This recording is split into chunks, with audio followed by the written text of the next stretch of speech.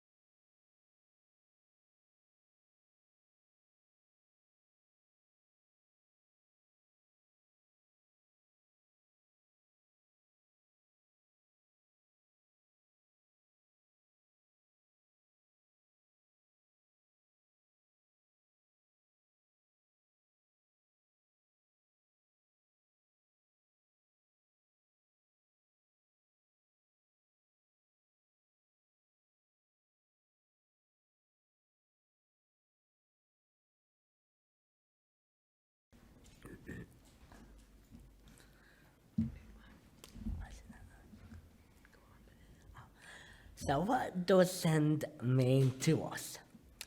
We'll now hear from Dudley Parents and Carers Forum, Chairs Jelly Jones and Claire Powers, followed by Catherine Discoyle from Dudley Council and Neil Buckton from the Black Country and the West Birmingham CCJ.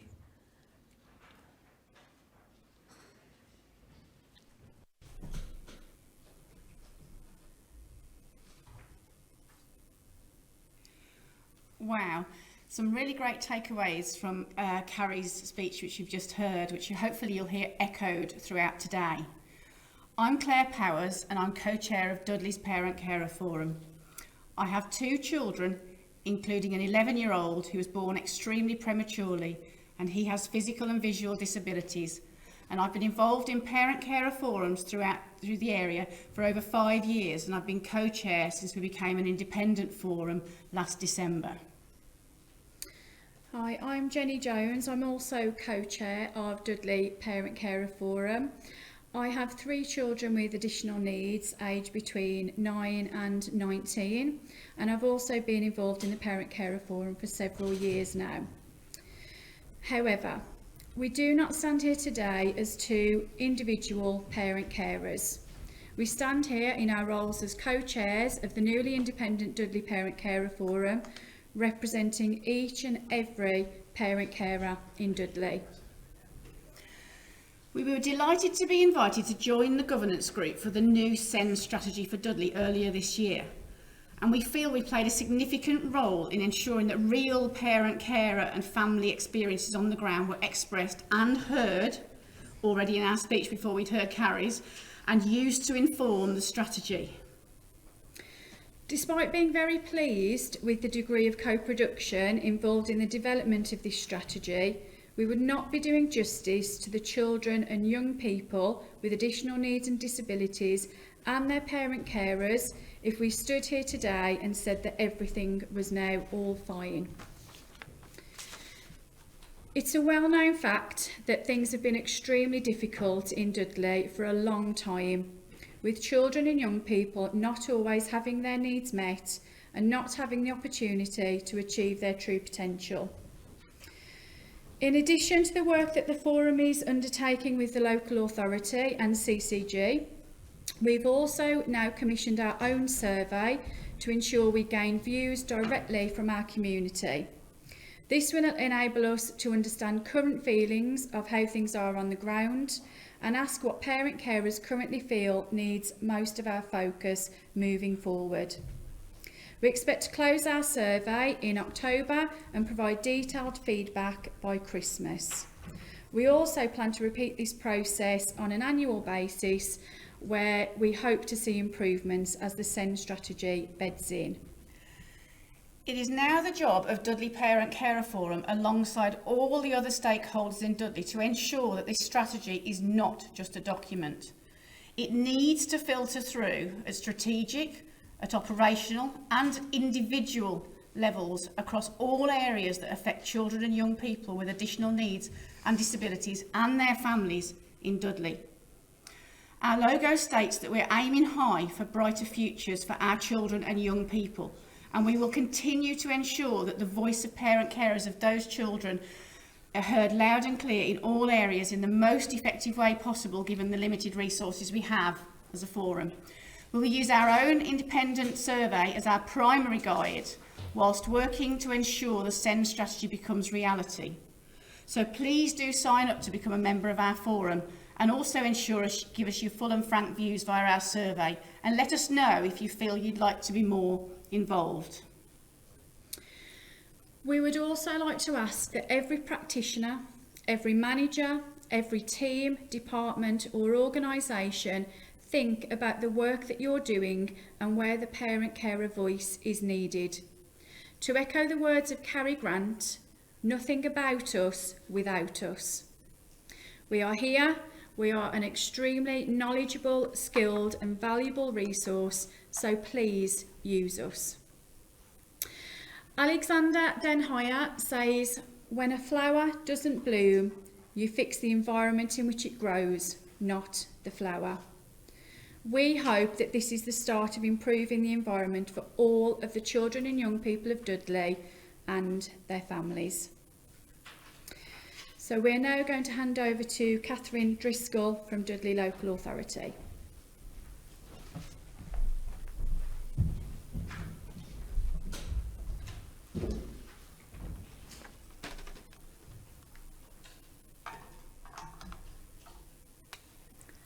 Good Good morning, everybody. It is such a great day today. Thank you very much to Jenny and Claire. Really great to follow them, really grateful for their participation. I am Director of Children's Services in the Borough Council. I've been in post for 7 months now. It's been a busy 7 months, lots to do, lots of people to meet. But today is absolutely the highlight of my post so far. The most important day, a wonderful strategy to be launching. I'm really pleased to hear that the strategy is being produced in discussion with a wide range of people for the reasons that we've heard about from Jenny, Claire and Carrie already. We need to make sure that everybody's contribution is valued, is listened to, is acted on, and is recognised for how important it is. Everyone involved has expertise, but of course nobody on their own has all of the answers to doing the very best for the borough's children and young people with additional needs. It's only by working together. I love Carrie's phrase, I use it a lot myself. It really does take a village to raise a child, and making sure that everybody's contribution is valued and included is really important to share and to synthesise the strategy.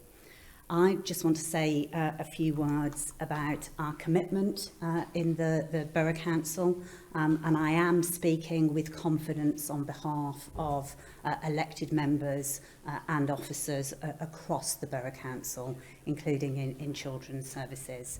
And obviously the starting point is that every child and young person in this borough must be supported to meet their full potential. For me, it's all about aspiration, focusing on the brightest present and future that we can put in place for children and young people in this borough. Removing barriers to learning wherever possible. We know that it is difficult for children and young people. COVID has made it harder. We know that there are barriers to learning, but we also know, we believe and we see it every day, that children with additional needs can learn, can grow, can flourish, and it's our job together to remove the things that get in the way of that. We can only do it by involving and engaging with children, young people and parents and carers. I've heard that the Parent Carer Forum is new and developing, and I'm really delighted to see that. Great to meet face to face with Jenny and Claire this morning, and lots more work to do together to fulfil our joint commitment to children in Dudley. And of course we've got to work in collaboration. We obviously focus on children and young people with education, health and care plans, but also with children who are in mainstream schools receiving the support that they need. For too often, we haven't done this well enough. We focused on individual bits of service. Public services are complex. They are tricky to navigate. Frankly, they're tricky to navigate if you're a professional working in the service, let alone if you're a parent, carer, young person who needs support. And we have to do our very best to make this better, to improve things. We need to make it easier. And certainly in terms of this strategy, it's bright, it's colourful, it is aspirational, and we absolutely need to make sure that we deliver it. I know that parents and carers will hold us to account, and so they should. But certainly from my perspective, my personal commitment is we will do what we say we will do, and we will learn from our experience. That's where innovation lies. Learning, for me, there's no failure, there's feedback so that we can do better, and we will build on that. So our approach in delivering the strategy is, of course, to be child and young person focused, as the strategy says, all different, all equal, focusing on what we need to put in place based on need, what do we need to do to support learning and development, thinking about outcomes, how we can deliver that aspiration, and focusing on every young person's abilities and strengths, building and growing on that, because we know that success builds success and confidence for our young people. We will be inclusive. We will make sure that services are targeted based on needs. I was really struck by what Carrie said. We can't do it for one child because we'll have to do it for everybody. That's not the world that we're in. We have to be focused individually on personalised services to meet needs.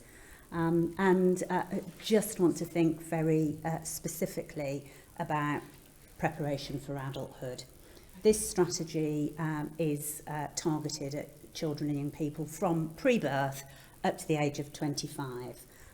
It's focused on working as early as possible with those children and young people to support them. But of course, the journey for our young people doesn't stop when they reach the age of 25. We can't have 25 being a cliff edge when services change. We have to start early, focusing on what do we need to have in place to enable the young people we're working on preparing for the very best possible adult life that they can have. We need to start that early. We won't be waiting until 25 because that's part of the success. Young people, as they grow into adulthood and with additional needs, are a key part of our community in the borough. And we will continuously review, involve, include, innovate, and develop our response. So, as I say, I'm really delighted today. It's a highlight for me, and I'm really pleased now to pass over to Neil Buckton from the CCG.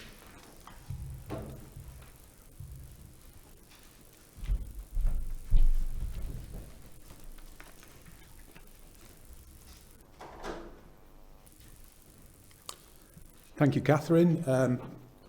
My name's Neil Buckton. I'm the Dudley Managing Director of the Black Country and West Birmingham CCG. Essentially, the CCG is responsible for funding healthcare across Dudley. We do that in conjunction with other NHS organisations locally that you may have heard of. So, Dudley Group NHS Foundation Trust, that provides our hospital services and a lot of our community services. Black Country Healthcare Foundation Trust, that provides our mental health, learning disability and children's services, and a new organisation called Dudley Integrated Health and Care NHS Trust, which I'll talk a little bit about later on. But also we work in conjunction with our partners in the local authority in social care, in education, in other parts of the local authority, and also we're particularly pleased to be able to now be working with the Parent Carer Forum, as has been described earlier. So I'm delighted to be here today on such an important occasion, and I'd just like to talk about a number of the things that we're doing in the context of a changing population, the needs of a changing population, and the impact that they should have on addressing the needs of our children and young people. So we know that we face a lot of challenges at the moment. The complexity of need is changing. We know that we have to deal with the impact of COVID-19, all the health issues that are emerging as a result of the pandemic, the way in which that's brought into sharp relief the inequalities that we face. So a number of issues that we have to address, both as a health service and as a wider public sector. And when we talk to people, they by and large tell us three things about their experience of services and what they expect of services. They say to us, why does it take so long to get access to a service? Why are waiting times long in particular situations? They say, I want to be seen by the same person when I receive a service. I want continuity of care. They say, a lot of our needs are so complex that we need the input of more than one service, a health service, social care, education, voluntary sector. So we want those services to be coordinated. So access to services, continuity of care, coordination of care are three key features of the experience that people talk to us about and of what we're trying to do in terms of how we shape our services for the future. And we recognise that To do that properly, we need a more integrated approach to how we work. And in doing that, we need to recognise that one size doesn't fit all. We've heard about that earlier. Individual need doesn't fit organisational boundaries. We shouldn't be organising services in a way that suits us as organisations. We should be organising services in a way that suits the individual and addresses their needs. So access, continuity, coordination require a response from all sectors: education, health, social care, voluntary sector, all working together to create the kind of individual solutions that deal with individual need.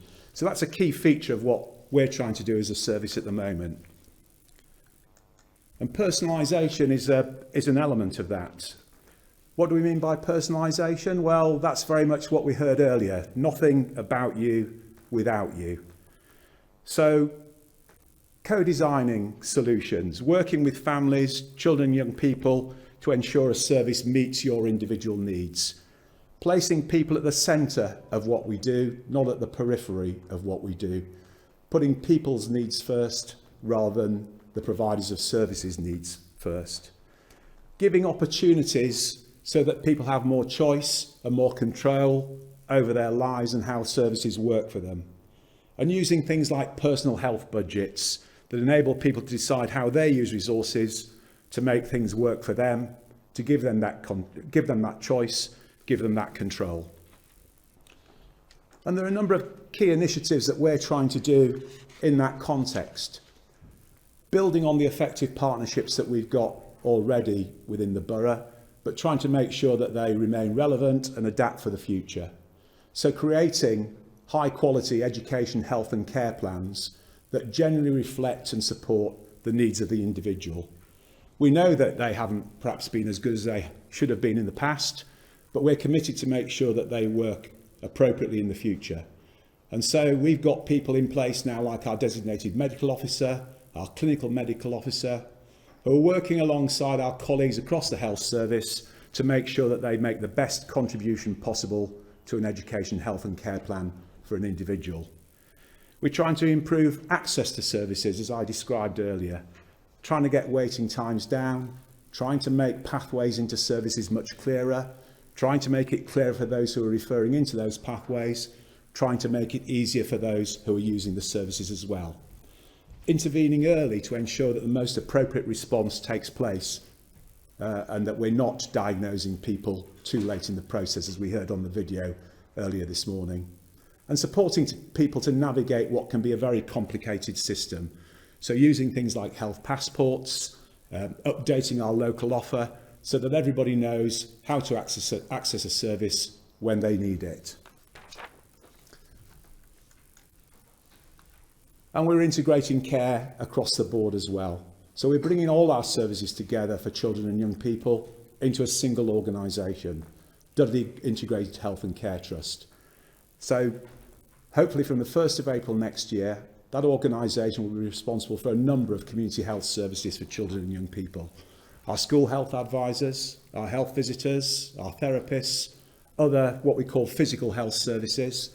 It'll provide access to emotional health and wellbeing services, and we'll try and make sure that there's a single team supporting children, young people and families, so that all those issues around access, continuity and coordination remain in place, and we focus on delivering the best outcome for the child or the young person, addressing the changing needs and reducing the inequalities that I've described. And I think if we make sure we do that, then as a health service, we can have the best impact on the needs of those who've got special educational needs and disabilities. Thank you. And now I'm going to hand over to Sampreet.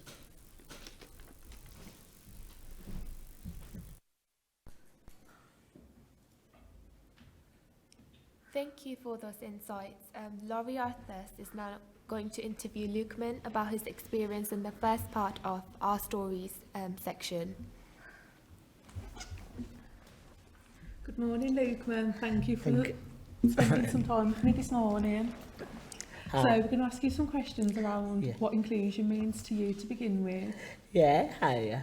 Inclusion means to me like like getting, for example, accessing buildings, and also being able to take part in activities, and also being like normal life, really. Yeah. What activities would you like to be able to take part in? I would like, for example, like sports activities or like cooking lessons. Yeah. I've heard you had some involvement with the leisure centre that's been developed down Dudley. What was your involvement with that? Oh yeah. Well, I went to the consultation and I was looking at the drawing plans, and as I was looking at them, there's a few things I looked at and so angry that did not look right. And the first was getting access into the leisure centre. There were stairs and there wasn't no ramp. You can't have that there, can you? And no. And another thing was, there was no hoist there, I think, to inside to get into the pool. So basically what I did, I arranged a meeting with the architects, and they went back to the drawing board and they solved it all, and now it's absolutely fantastic. That's amazing. So when we've got this new leisure centre in Dudley, you're going to be able to go there? Oh, definitely, I can't wait, you know, it's going to be excellent. Oh wow, are you going to be the first one there? Oh yes. Get you a spot. How about inclusion within your college? Oh, Dudley College, they have been absolutely outstanding. So like when I started, they made sure I had adjustable tables. And another thing was, for fire safety, they brought this machine, and basically I put my chair on the machine and I can get down the stairs. It's amazing, like some out of Transformers, it's brilliant. So you're going to be kept safely in the college if there's a fire there? Yeah, definitely, Well, that's really definitely amazing. inclusive, isn't it? Oh, it is absolutely fantastic. So you go to Dudley College then, Lukeman? Oh yeah, I've been there for 7 years now. 7 years. 7 years. I was Part called of the excellent. furniture Correct. Yeah. So what courses have you been studying at Dudley College for the past 7 years? Oh, well, all sorts really. So starting back to September 2014, I did IT course. And then in September 2015, I did creative digital media production. And then in 2016, September, I did level 2 sports. And then September 2013, I did 2 years level 3 sports. And then 2019, September, I did admin. And then currently I'm doing a 2 years business studies. So what's been your favourite course? Oh, I would say all over now, they've been all brilliant. Oh, brilliant. That's amazing to hear. What are your ambitions for when you leave college, Luke, then? My ambitions are to go to Birmingham City University to study digital marketing. Is that what you've always aspired to do? When I was like young, I wanted to be like a chef, and then like into sports stars, and now digital marketing I really like to get into. Sounds very interesting. So last time we spoke, you told me that you'd started your driving lessons. How were your driving lessons going? Oh, they're going absolutely fantastic, you know. Really good. I've been having lessons every week, and now I'm going and learning, getting onto the main roads now, yeah. We'll have to be careful. Here I come. Oh. You get your craft helmets ready. How's it going with taking your theory? Because I remember we've spoke previously and there's been some issues around that, hasn't there? Yeah, basically what it was that I booked my theory test in June, and I went there and I couldn't get in the lift. It was basically just a walking lift, like just for standing lift, yeah. So then I had to do contact DVSA, and they said they were going to give them money, and then I contacted the MP, and then he sorted it all out. Well, hopefully, after some of these sessions, we can start working together with the Parent Carer Forum and find out accessibility issues within the borough, and hopefully we can tackle those as a partnership. Oh, that'd be excellent, definitely, yeah. Thank you so much. So you've had a look through the SEND strategy and the inclusion charter this morning. How do you think they will have an impact on young people in Dudley? I think it will have a significant impact, because I think it puts the young people first, and I think that is the main objective of anything. Like, you put that group of people, and then you'll achieve the goals and objectives. That's brilliant. Thank you for your time this morning. Thank you so much. Thank you for answering all my questions. Thank you. Thank you.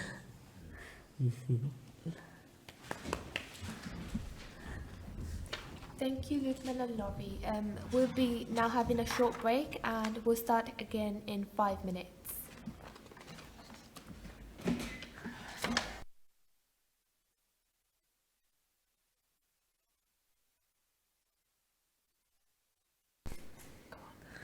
Thank you all now.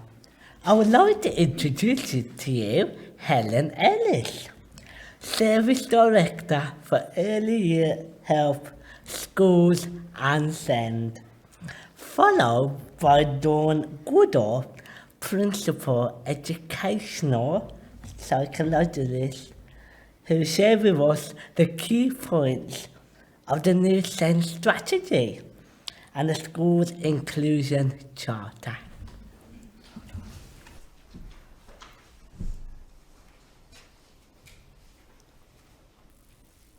Hi everyone, thank you Lukman for that introduction. I'm Helen Ellis, Service Director for Education, SEND and Family Solutions. I've got to say I feel absolutely incredibly proud to be standing here today to launch our SEND strategy. This is a really proud day for Dudley and quite a significant milestone. We have been on an improvement journey, and as we said this morning, we've done a lot of work and we've got a lot more work to do. What I'm going to do this morning is just run through some of the key points of our strategy and just highlight some of the words we've used, which are very powerful words. This is a refresh strategy, but this strategy really reflects Dudley, and it's very innovative and it's ambitious. It's a 3-year strategy, so from 2021 to 2024. Children and our families are at the heart of this strategy.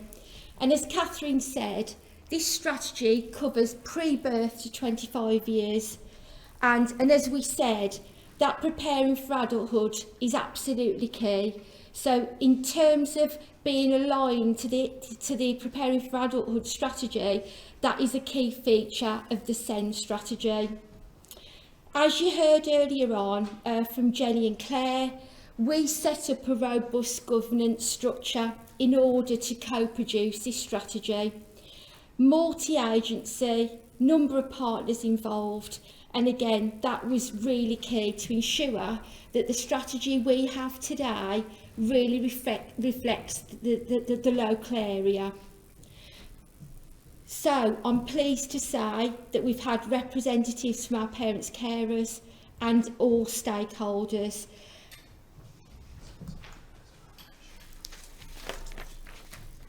As I said, this has been a co-produced piece of work. Children have been at the heart of this strategy and co-production.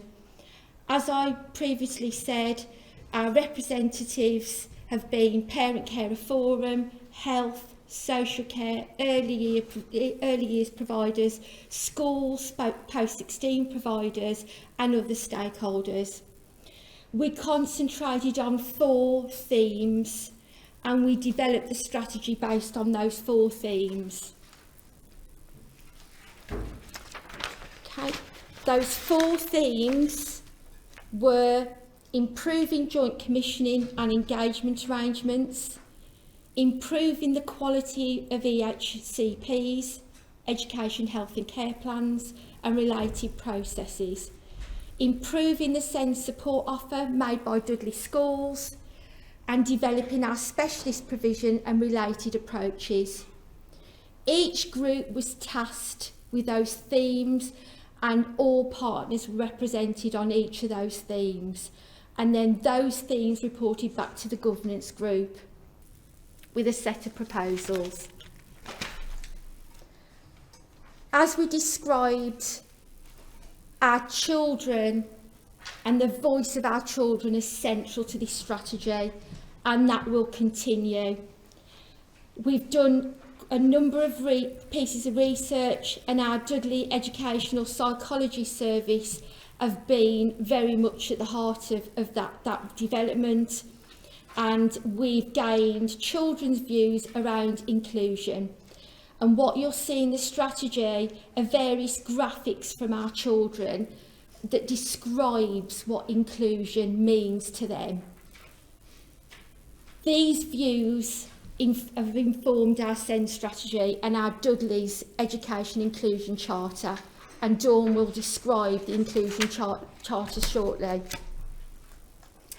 This strategy has got a clear vision and clear key principles. We are committed to ensure that we achieve these key principles and our vision. We will work hard to do this. As I said previously, we've been on a huge journey in Dudley and we've done a lot of work, but we've got more work to do. I'm not going to go through these principles today. These principles are highlighted in the strategy, so you will all have a chance to read the principles. And as I said, we will work hard to ensure these are fulfilled for Dudley. This strategy is ambitious and aspirational. We were told in 2019 in our inspection that we weren't aspirational for our SEND children. I was in the room when that message was given to Dudley. That was like a knife in the heart for me, I've got to say. I found that difficult to hear.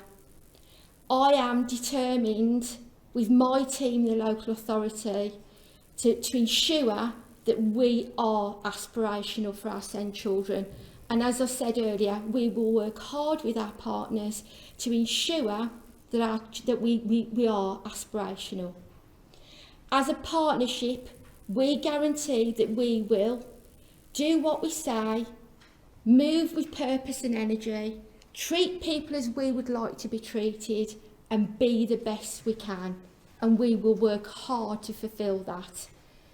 And also, in Dudley, we will strive to plan and work together to ensure we have a more joined up approach, increase the sharing of ideas, resources and supporting innovation. We'll develop strong partnerships in the local area, effectively identify and assess the needs of Dudley's young people, and we will ensure that there is a sufficient graduated range of high quality provision. Quite a tall order, but we will work hard to fulfil this. How do we know what success looks like? In the strategy, we have built measures of success. It is important that we understand impact and we know what difference we're making on the ground. If we're not making a difference, then we're not fulfilling the strategy. We have to make a difference on the ground. And success measures are really important. And again, within the strategy, we will measure areas such as education outcome and attainment across all key stages, our exclusion rates, absence rates, and our not in education, employment or training figures. We have committed to develop an annual report which reflects these measures, and we'll keep updating the annual report each year. Finally, I would like to say a big thank you, a huge thank you to our children, to our parents and carers and our partners who have helped develop this strategy that we're launching today. As I said previously, it really reflects the borough, and in terms of what Claire and Jenny said earlier on, this strategy will not just be put on the shelf, we will put this strategy into practice. So again, a huge thank you to everybody that was involved. I'm going to now hand over to Dawn Goodall, who will talk about the Inclusion Charter.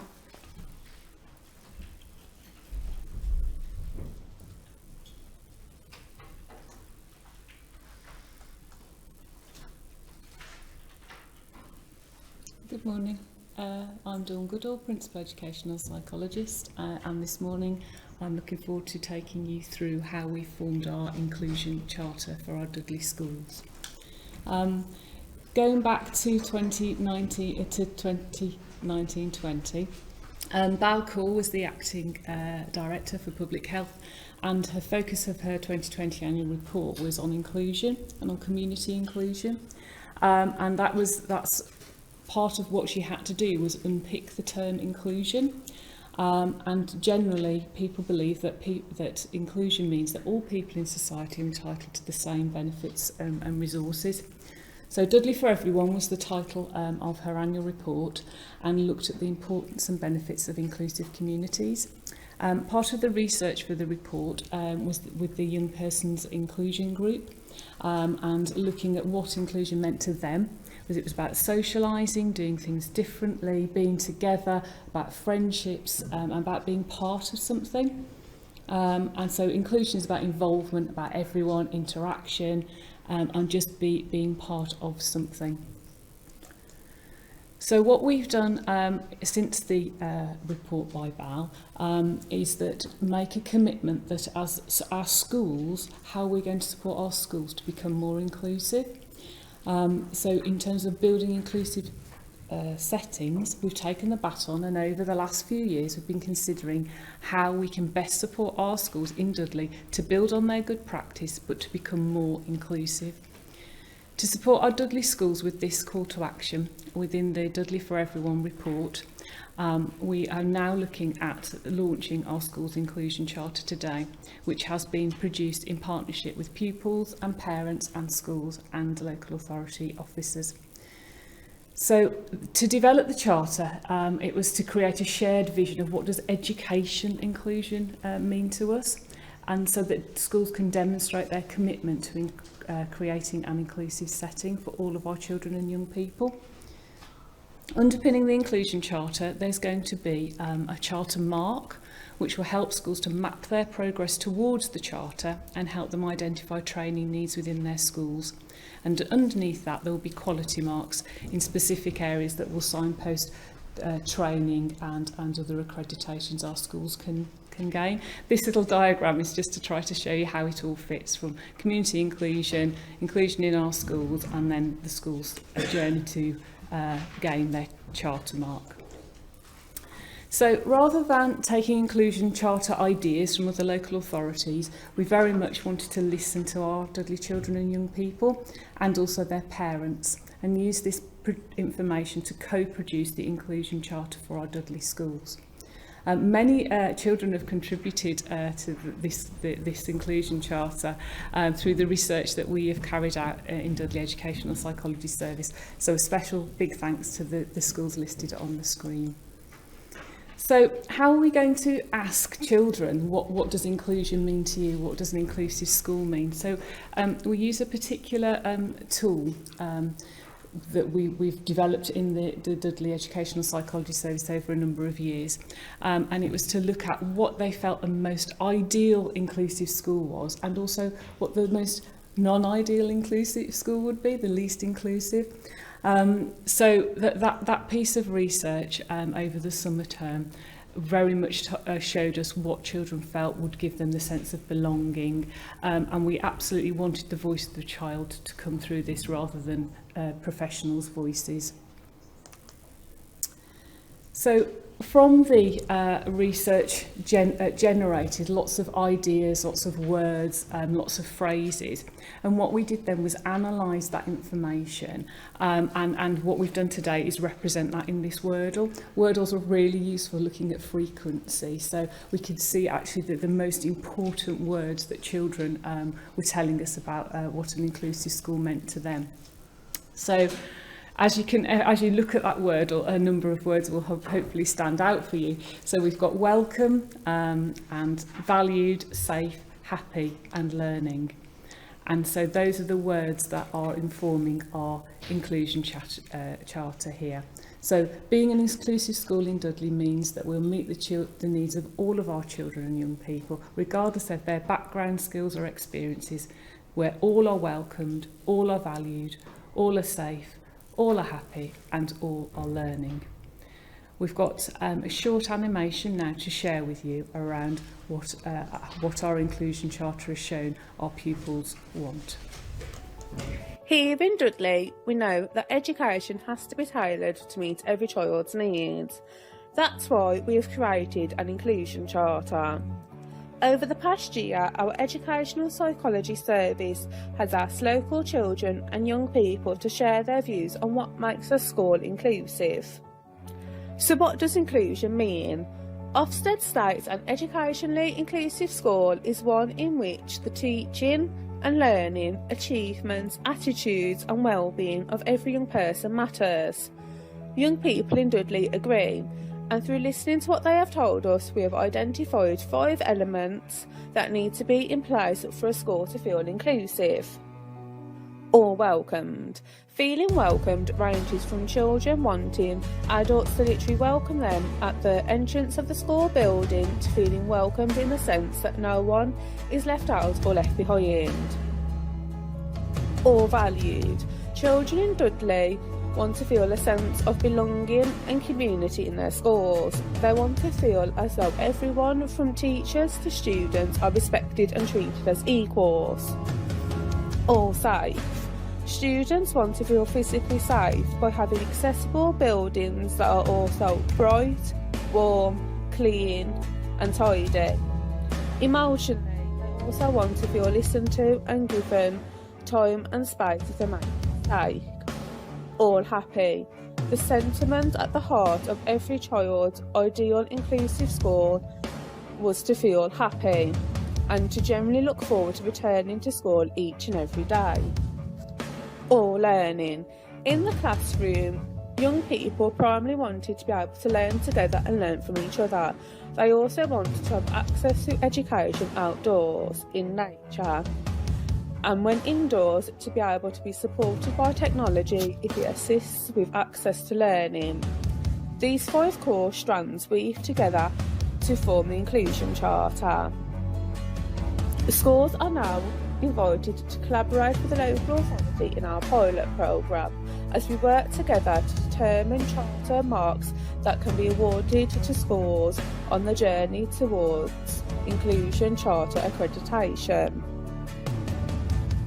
Ultimately, we know that every student learns, just not on the same day or in the same way.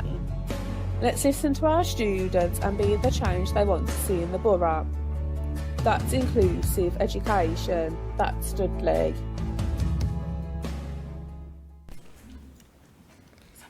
I'm delighted to introduce you to our keynote speaker, David Healey, otherwise known as Blind Dave, who will share inspirational stories of his life while demonstrating that anything is possible even with a disability.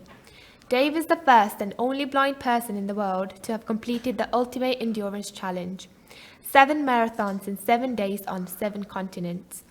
As if this wasn't enough, in 2011 he became the first and only person to have completed John O'Groats to Land's End with a difference, 10 marathons in 10 days and hundreds of miles of cycling. Am I on? Yeah. Well, thank you very much indeed for the introduction. You've just stolen my speech completely. But it's wonderful, and thank you to 2 wonderful hosts. It's lovely to be a part and to be invited to talk today. Do you know, I was in the shower this morning, and I know it's not a pretty sight. However, I was in the shower this morning and I was just running through a few notes in my head, which I do, because as you can appreciate, the notes that I drew up are not a lot of good. No music at all. But no, and then listening to the various speakers that have been on before me, they've just totally blown me away and totally took the speech straight out of my head. But so we start from square one. Disability. You're certainly pushing an open door with me, as you can appreciate. And as I said, we've had 2 wonderful hosts today. But I am the other end of the spectrum. These are starting their lives. These are running through education. They've got work and living, a lot of work and living to do. I'm towards the end of my career, and I appreciate exactly what Dudley Council is trying to do. For me, I think you're like the rest of the country, unfortunately, 50 years too late, because when I was a kid, disability was, and to a degree still is, closeted. And I know it's difficult for people to say, oh, no, no, no, no, no, it's not. Yes, it is. And we have to fight. But we are pushing arms and legs and heads and bodies out of doors, and we are saying that we are here. Now, I'd like to just share a little bit of my life and some of the adventures, if you want to, and challenges that I've been a part of, and then hopefully share with you what it has taught me over the years. Now, I know a lot of words have been bandied around today, but two important words, and there aren't too many important words in my grab bag of life, but two are challenge and change. Now, we all have to accept that there are challenges in life. I mean, for us with a disability, every morning, I'm guessing, I know it is for me, it's a challenge. I can't look out the window and see a clear blue sky. I just get on with life. I walk out the front door. If it's raining, it's raining. If it's sunny, it's sunny. That's it. That's the challenge of life, and it moves us on. Change, we have to adapt and adopt to. And I've had a lot of that. Now, let me take you back to when I was 10 years of age. And at 10 years of age, I was known as the clumsy kid in the area, not realising that I had a disability at all, because I thought I saw what my mates saw. But I was at Birmingham Hospital. I was diagnosed with a disease of the eye called retinitis pigmentosa. And the words from the consultant's mouth then were not pretty. We're not politically correct probably in today's day and age. But he simply said, son, you're going blind. End of story. I walked out of there. I hadn't got a clue what he was going on about. I could still see the sun. I could still kick a football. I went through mainstream school. I came out of mainstream school at 16 years of age. And my ambition in life then was my career, which was to join the armed forces. Unfortunately, at the age of 18, a medical took me through the physical. And at the end of it, a doctor, after asking me 10,000 questions, it seemed, said, sign on the line, young man. And the three words that followed devastated me. Son, you're exempt. My life, or I thought at that particular moment in time, my life had been taken away from me.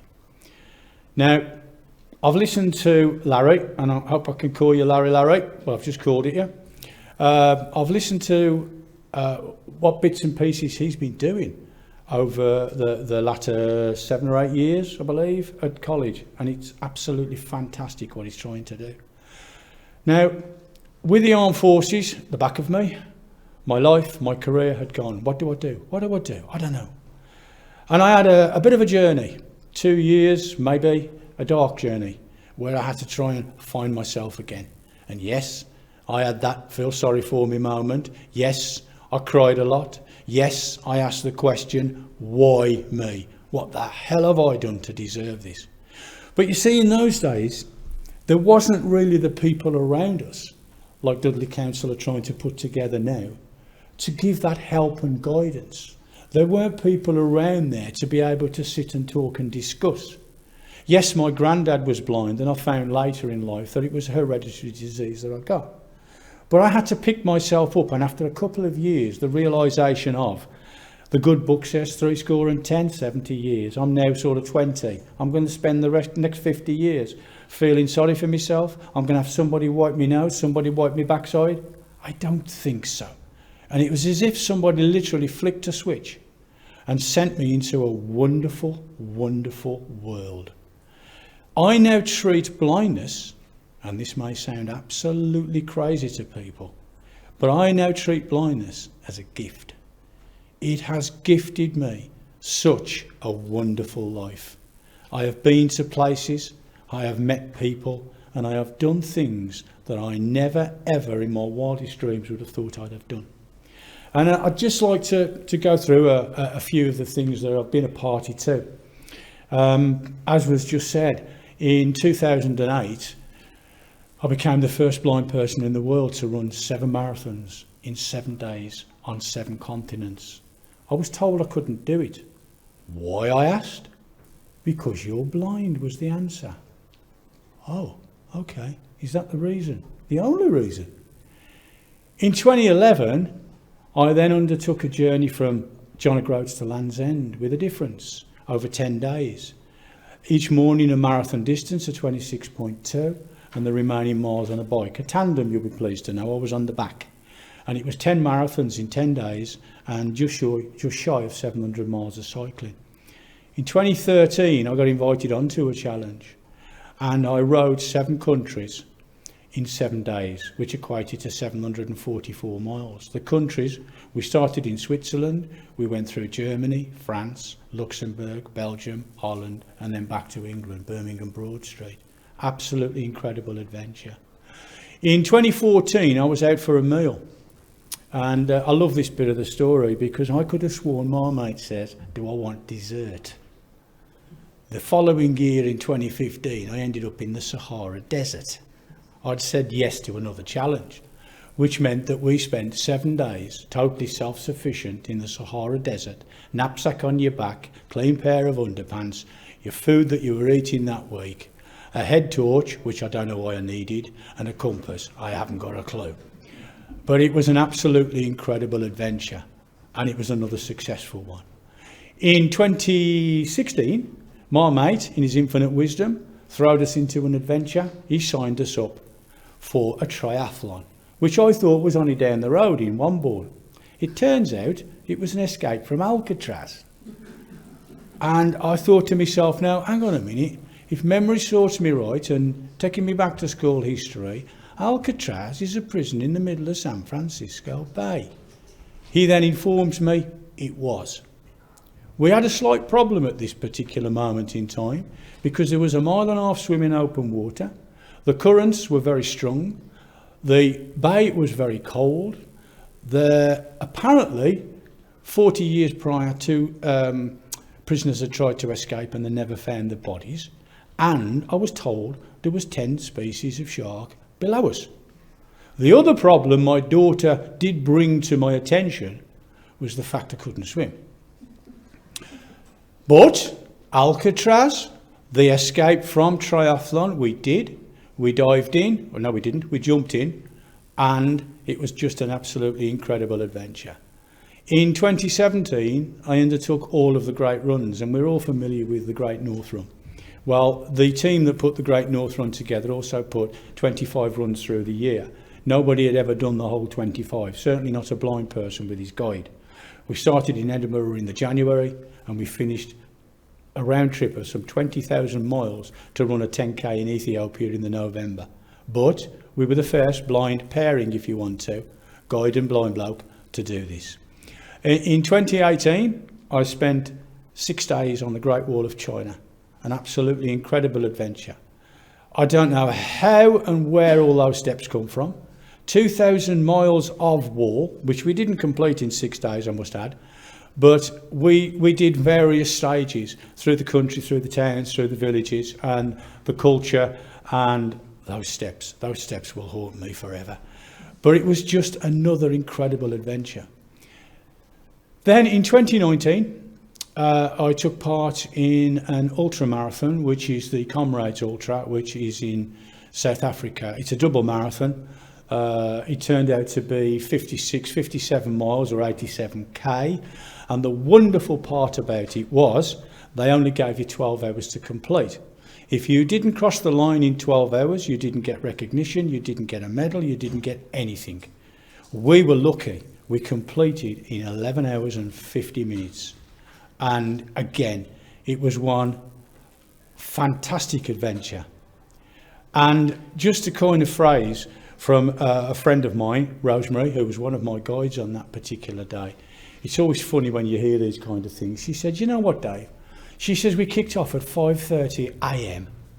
And it's the first time in my life that I've run a marathon, starting in the dark and finishing in the dark. I said, Rose, I do one every time we run. But you know, joking apart, and I do tend to like to joke because there has been some hard work through life. In 2020, where are we? 2020, of course, we all know that the pandemic struck and it stopped everything. It really did stop everything. And I got a bike ride arranged from Colditz back to West Bromwich, 800 miles of cycling. Hopefully it's going to be now rearranged for April 2022, which is something I'm working on. But people ask, you do crazy things, you put yourself out there, why? And there's all sorts of questions asked. And a couple of the things that sort of do spring to mind is, whilst doing it, I'm supporting a charity. And the charity that I do support is the Albion Foundation, which, just tipping on the iceberg of the foundation, they support blind football, wheelchair football, a comprehensive range of disability sports, underprivileged kids and special needs. So you can see, I am a part of their world. And so I am prepared to do and to create awareness, I hope, for what I can do, the blind old codger from West Brom. What can these kids do if they see this idiot standing here doing all of these challenges? And I'm hoping that more than just funding, it is the awareness. But there's two things that really spring to mind. And this, when people say to me, you know, what have you learned? What has it taught you? It's taught me a lot of things. It's taught me never to go back and do them challenges ever again. That's a fact. But I come to a word, commitment. Now I can see, and I'm sorry, I know that there's two young people here, and I know that it was Larry that was being discussed in the college. He is committing to education, to learning, to make his life better, to put himself, hopefully, in a couple of years' time, into a position, into a working situation. Now, commitment for me, and I'll use the Alcatraz now, because it was a slight bend of the truth that I couldn't swim. But what it is, when you go abroad, you jump in the pool, you swim across the other side of the pool, you climb out the steps, you find the bar, you think of Johnny Weedsmuller, king of the pool, and you have a pint. That was the extent of my swimming. But from the 7th of January to the end of May, me and my guide Tony went first of all to the swimming baths, and then we did open water swimming. We couldn't swim 1.5 miles. We struggled at length, but we had to commit.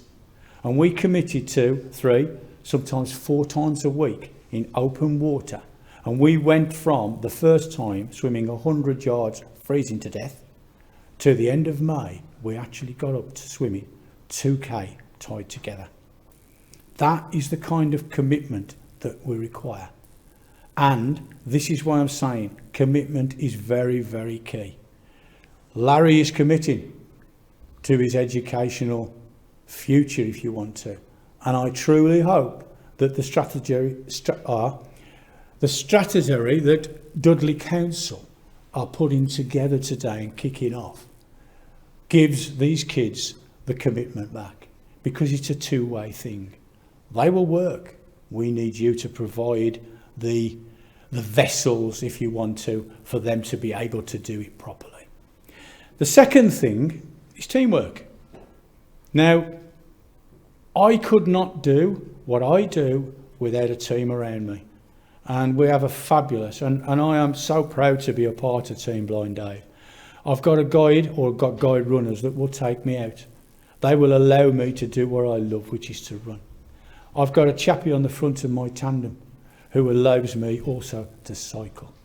And if ever I do decide to swim again, which is very unlikely, I've got a chap who's prepared to tie himself to me, we'll plunge in and we'll have a little bash. Teamwork is very important. And we all know this. Dudley Council have a complete team on this, I'm guessing. And with the team that you have, you will allow the team of students with a disability, whatever the disability, to be able to go a lot of the times into mainstream school and take up the opportunity of that education. Now, we could bleat on all day, and as you will appreciate, I've been there, I've seen it, and I've done it. There was no help when I was at school, no help whatsoever. It was just a case of you plunged into it, and some of the bullying that went on with me probably did me the world of good. I was called a few names, and I answered those names. I struggled at school. I was always known as teacher's pet because I was right in the classroom at the front by the blackboard. It had nothing to do with a teacher's pet. I couldn't see the flaming blackboard, so I had to sit down there to get any chance of education. But I believe that education is extremely key. Now, I'm going around the houses a little bit because, as I said to you this morning, my speech in the shower, well, I'd got it in my head. Now, I've listened to many people talk today, and I'll agree with a lot. I can disagree with some. But I also had the opportunity as a mature student later on in life to go to a place called Queen Alexandra College for the Blind. And at 40 years of age, I went into there thinking, what is this going to offer me? Now, I'd been in employ, I'd been made redundant probably twice, maybe 3 times in my life. And as a blind person, I was thrown onto the scrap heap. Yes, it happens. I don't care who you are, what you think, what you believe in. As a blind person, I'd still got a lot to offer, but nobody wanted to employ me. Simply because I was blind and simply because there was things that they would have had to have done. I'm glad the law has now changed and these people and places can be put into position. However, I went to Queen Alexandra College. What a fabulous place it was. Yes, I was amongst people who'd got a disability like me, but it did learn me a lot. I learnt my braille, I learnt my carpentry, but it also taught me then, when I went back out of QAC into a school scenario, because I became a governor, and I became a governor who was in charge of the SEND kids then. One thing that I did realise, and one thing that I hope now that maybe Dudley Council will take note of, I'm sure you have. But when I was there as a governor, I used to listen to the problems of the SEND kids. And do you know, all of the teachers, all of the people that were offering the help were able-bodied. And I sat in classrooms and I spoke to kids. And because I was in their world, and because I understood what they needed, where their requirements were, what their worries were, what their woes were, it made them feel a little easier. So the only thing that I would like to sort of impress is that somewhere down the line, you do employ, in these situations, people who are in the world of disability, so that they have got a knowledge of what is going on, which we can then share with people or able-bodied people. Because I love it, as I've said earlier on today, I love it when somebody says to me, Dave, I know exactly how you feel. I know what it's like to be blind. I go, do you? Yeah. Last night I turned the lights off, I walked across the kitchen, found the kettle. And I said, did you? What did you do when you found the kettle? Well, I turned the lights on and made a cuppa. Oh, very, very good that, isn't it? But I don't want anybody to be in this world particularly to understand and to be blind. I just don't want it. I would love everybody else not to be that way, but people are. But all I'm trying to say is discuss with someone who is in the know, who has been there. Get it right. Don't just pretend you know. Accept the fact that there are things that go on in life. Disability is not fun. It's not funny. And us as disabled people are more than willing to give you help and advice. And I'm sure I'm coming to the end of it. And as I said, I know I'm beating around the houses, but I've heard some fantastic things today, and I hope you go ahead and you do it, and I hope that it all works, and I'm sure it will. But just 2 things I want to blanch on. I was away for a couple of days, and when in a hotel, you know it's coming. I was sitting in the bar, and there were some people in there, and there's always a discussion, and you hear different things going on, and you think, when's it going to happen? Suddenly, somebody sits down to you and says, excuse me, what's it like to be blind? Now, I have got no problem at all talking to anybody, and I encourage it, because when I have a conversation with somebody then, I am telling them the woes, I am telling them the funny stories, I am telling them what it is. And I hope that that awareness then creates this power within them to be able to, not to be embarrassed when they approach somebody disabled, but then to sort of understand, you know what, they are normal people and we can help. So I enjoy and I also, you know, encourage that kind of talk. And the one other thing is slightly different, but the same, it's education. Education is key for everything, from whenever they start school to whenever they leave school at the university level. And I noticed this with my kids because my kids have recently left. They've gone on from A level, they're now going or starting university. We have conversations, or did have conversations around the table about school. And what was lovely the one night, now this forms a conversation. My wife said to Danny, when picking her up, there was something going on. Where have you got to meet and who have you got to meet? And she said, do you know the girl over there with the green bag? And my wife said, yeah, I can see her. Now, that girl happened to be in a party of four. 4 were white English, and she was an Asian girl. And you know what was lovely?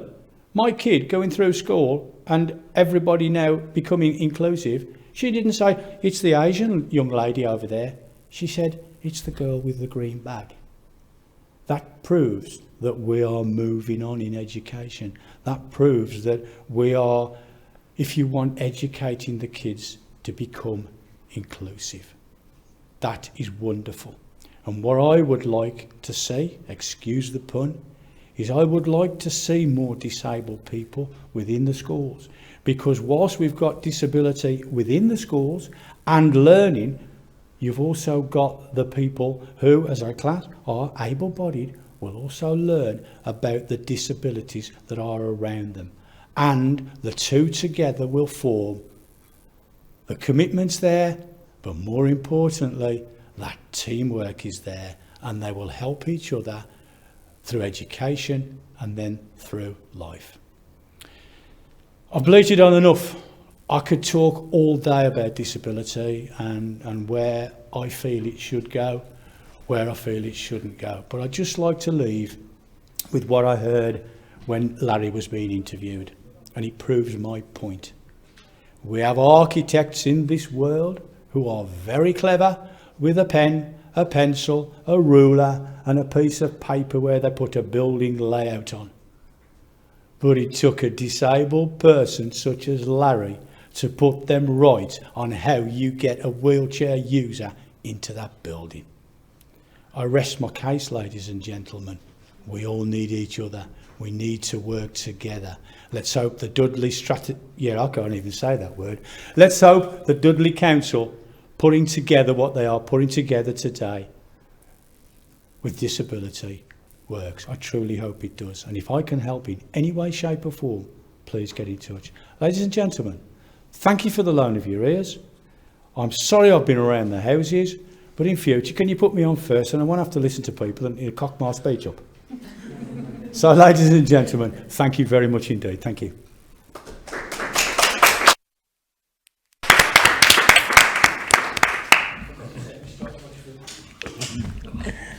Thank you, Dave. That was truly fascinating and inspiring. We have hope you have enjoyed coming to Dudley. We certainly have enjoyed having you. We are now going to have a 5-minute break. Thank you.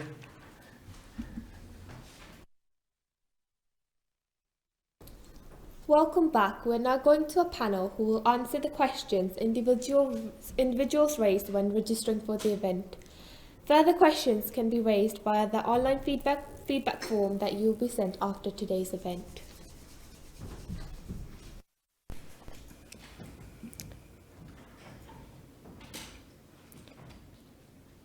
Okay, thank you, Samanpreet. Okay, I'm going to chair the panel. We've got 4 questions. I'm going to read the question and then I'm just going to hand over to the panel to answer the question. I'm going to answer question 1. This was quite a specific question, so we have generalised it, and what we want to do is go back to the person that's asked the question and be more specific. So, and this does come up quite a lot. How does this strategy affect the funding my son's school receives? Now, as I said, funding is coming up quite a lot. It's quite a confusing picture, funding can be. And what we are going to do is work with our Parent Carer Forum, who will run a series of workshops for parents and carers to explain the various forms of funding.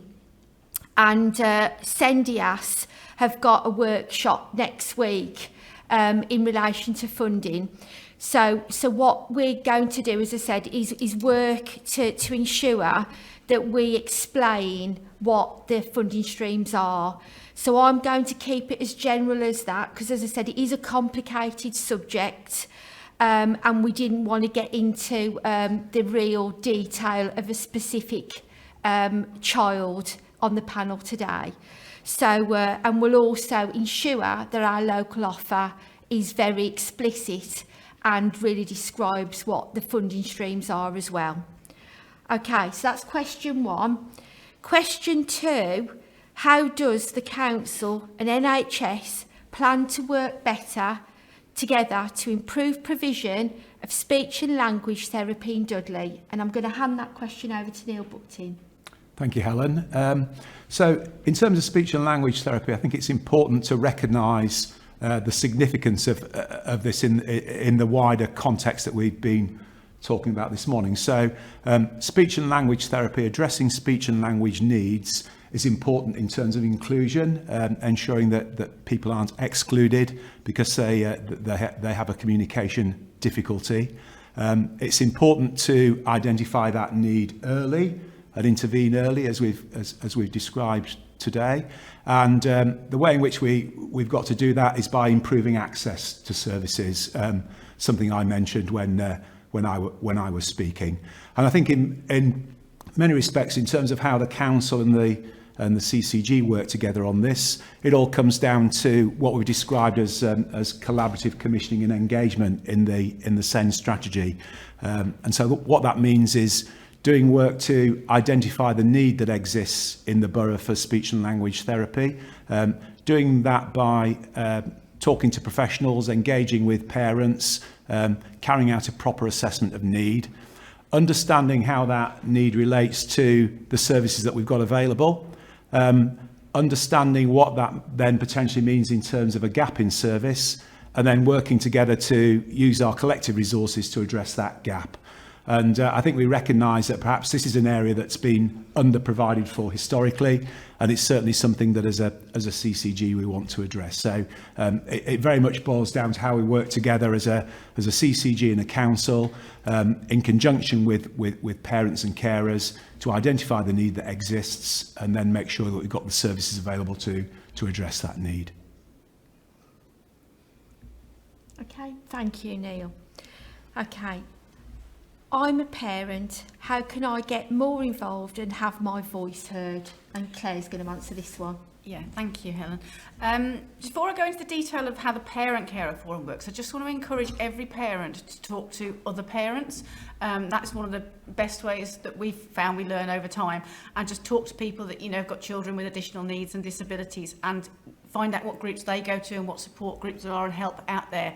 The Parent Carer Forum is not a support group. We don't help individual cases. We like to hear about individual cases, and we will signpost people to the appropriate help as and when we can. We always want to hear what's going on.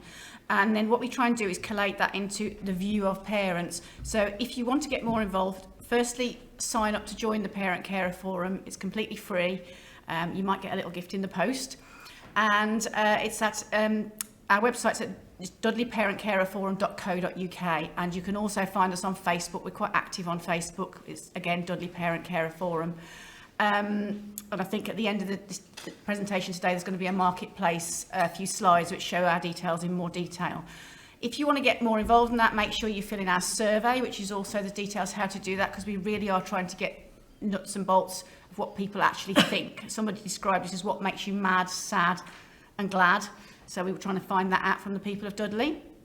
And if you want to do more work and want to work with us as a parent representative, we do offer training and help people to represent parents at meetings with the council, CCG, and other stakeholders in the borough. So please do let us know if you'd like to be one of the people in those meetings. Thank you very much. Okay, thank you, Claire. Right, our last question. Where can I find out more information on what's on offer in Dudley for my child with additional needs? And I'm going to ask Laurie to answer this question.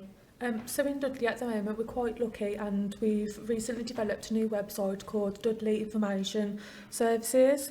Within that website, our Dudley local office sits on there, where parents can find out information and services that are available to their young people in Dudley. At the moment, we are still in development stages of the local offer, where we've recently created a steering group to develop it. That's alongside with the Parent Carer Forum, our partners in the local authority and our young people who access that website. So please bear with us, but there is an important feature on the website that we want to bring to people's attention, is a feedback button. So if you're on the local offer and you can't find what you're looking for, we don't know that you can't find it unless you provide us with that feedback. So that helps us build the development of the local offer to make it much better for our users in the borough. Okay, thank you. Thank you, Laurie. Okay, that brings us to the end of our questions. Next up is our very own Samanpreet. Samanpreet is going to perform her original poem on inclusion, and then Samanpreet will then be followed by a recording of an original song called Inclusion by a Dudley young person, Poppy May Crampton.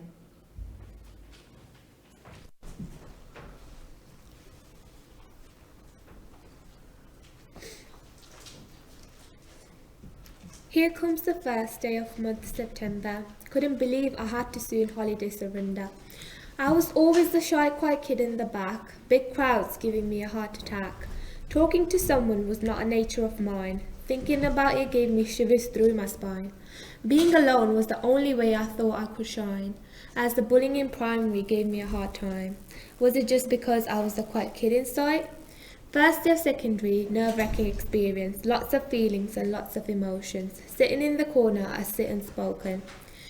As comes lunchtime, everyone making friends. I still have no courage to shake anyone's hand.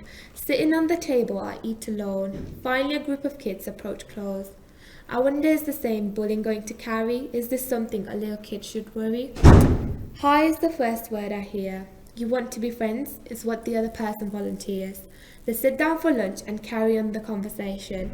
Finally, I try to come out of my bubble, trying to make my words double. We talk about our backgrounds and exchange likes and dislikes. This gave me a confidence spike. Slowly we became the bestest of friends, on someone who I can depend. Finally feeling included made me smile. Never felt so understood, every opinion was heard of mine. Compassion and support was all I lacked. Maybe this is all what I was missing all these years back. Being the quiet kid is not disadvantageous. It was just in my nature. Lots of people with different personalities, making this world full of diversity. Surround yourself with the people that appreciate you and watch how that makes your personality flourish through. Climbing through the lights rack, don't forget to include that quiet kid in the back. Thank you.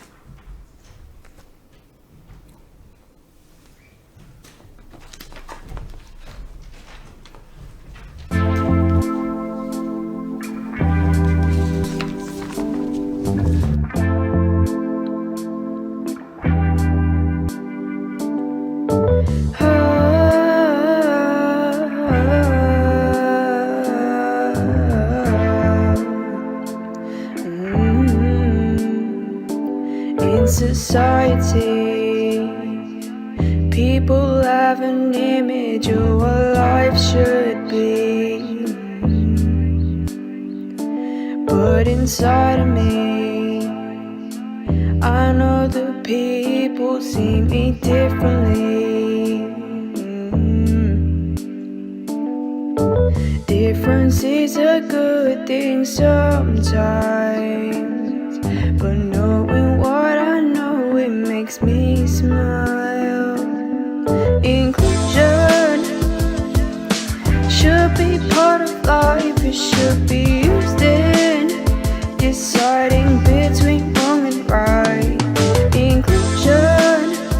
should be ingrained in your brain. You shouldn't change just because you're rare. Work towards your goals. Don't be afraid of letting go. People will say no, but go ahead and show them what you're made of. Difference is a good thing sometimes, and knowing what I know, it makes me smile.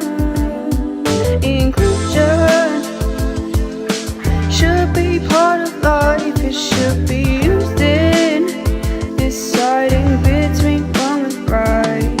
Inclusion should be ingrained in your brain. You shouldn't change just because you're rare. Lessons for learning, and life gives you hope.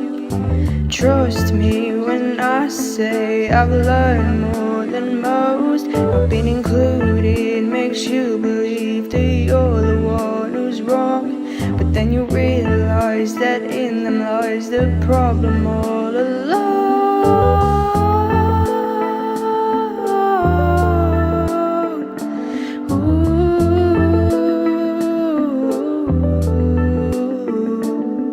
Inclusion should be part of life, it should be used in deciding between wrong and right. Inclusion should be ingrained in your brain. You shouldn't change just because you're right.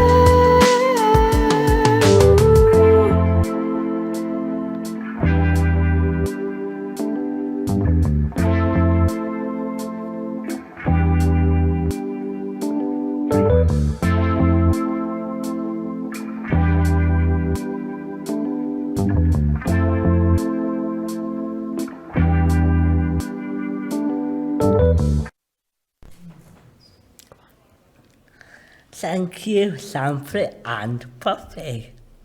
Finally, can I ask Nicholas Barlow, Cabinet Member for Adult Social Care, to say a few words just to explain our marketplace and where you can access the strategy and other information regarding our Send Improvement Programme.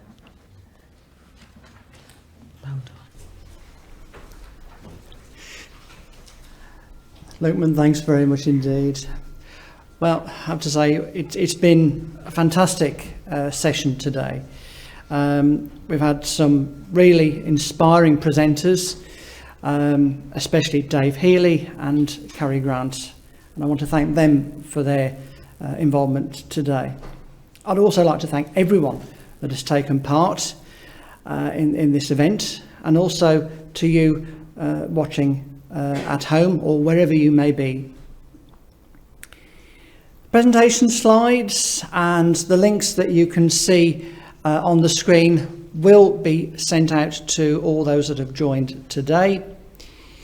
The strategy will also be available in different formats, and this event will also be available to watch again.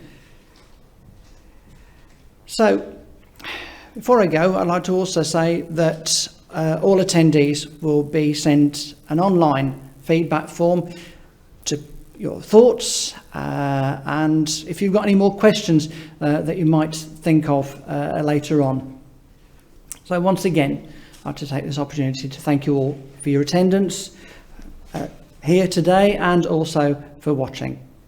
Enjoy the rest of your day. Bye-bye.